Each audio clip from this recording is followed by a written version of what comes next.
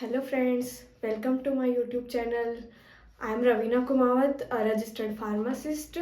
आज इस वीडियो में हम जानेंगे कि what is injection and why we need of injection and type of injection. तो स्टार्ट करते हैं अपना वीडियो।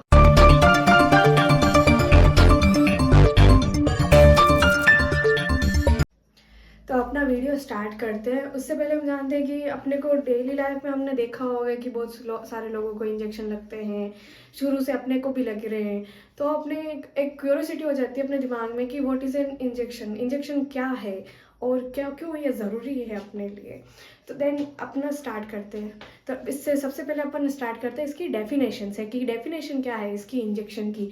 तो इंजेक्शन एक मेथड है जिसके थ्रू अपन कोई भी ड्रग हो गई, कोई सब्सटेंस हो गया, अपनी बॉडी में इंजेक्ट करते हैं through the help of the needle and syringe और नीडल के हेल्प से अपन कोई भी ड्रग हो गई, कोई कुछ भी मेडिसिन हो या फिर सब्सटेंस हो कोई भी, उसको अपनी बॉडी के अंदर इंजेक्ट करते हैं थ्रू मैनी प्रोसेस के थ्रू, अलग अलग टेक्निक्स के थ्रू।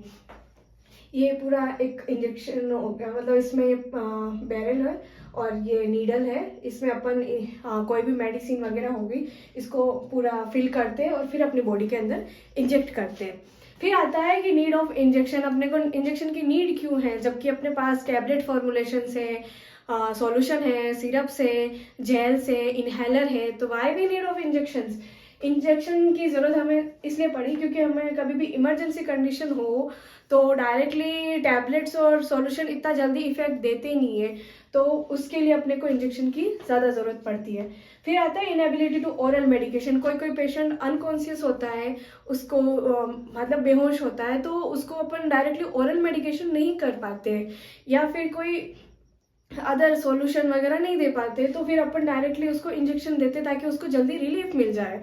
फिर आता है rapid action, other than tablets and solution से जल्दी फास्ट एक्शन होता है इंजेक्शंस का।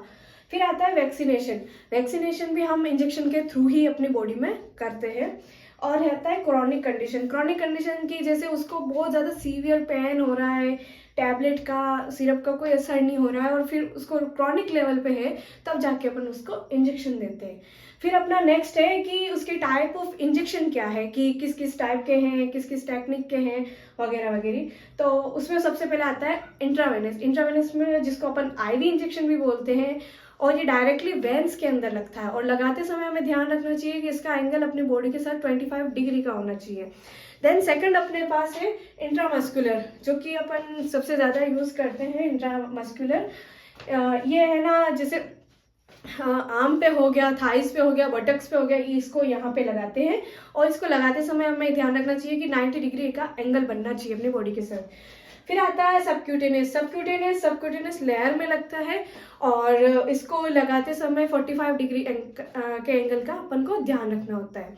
फिर आता है इंट्राडर्मल, डर्मिस लेयर, अपने स्किन की डर्मिस लेयर में लगता है और इसको लगाते समय हमें 10 to 15 डिग्री के एंगल का ध्यान रखना होता है। फिर आता है अपना intracardiac injection, intracardiac injection directly heart muscles में लगता है और इसको जिस पेशेंट को जैसे कोई कार्डियक अरेस्ट हुआ है, कार्डियक शॉक लगा है, तब अपन इसको इंट्राकार्डियक इंजेक्शन देते हैं। फिर आता है अपना इंट्राथिकल स्पाइनल कॉर्ड में लगता है, सब एरेक्नोइड स्पेस में लगता है। फिर आता है एपिड्यूरल भी स्पाइनल कॉर्ड के स्पेस में लगता है, एपिड्यूरल स्पेस में लगता है। और फिर आता है अपना इंट्राकार्टिकुलर इंजेक्शन, इंट्रा आर्टिकुलर इंजेक्शन, जो कि डायरेक्टली जॉइंट में लगता है कि जब किसी पेशेंट को अर्थराइटिस वगैरह हो जाता है तब उसको जॉइंट्स में लगाया जाता है।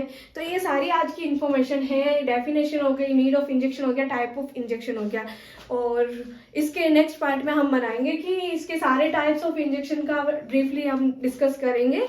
सो आज के लिए thanks for watching my video and like subscribe to my channel.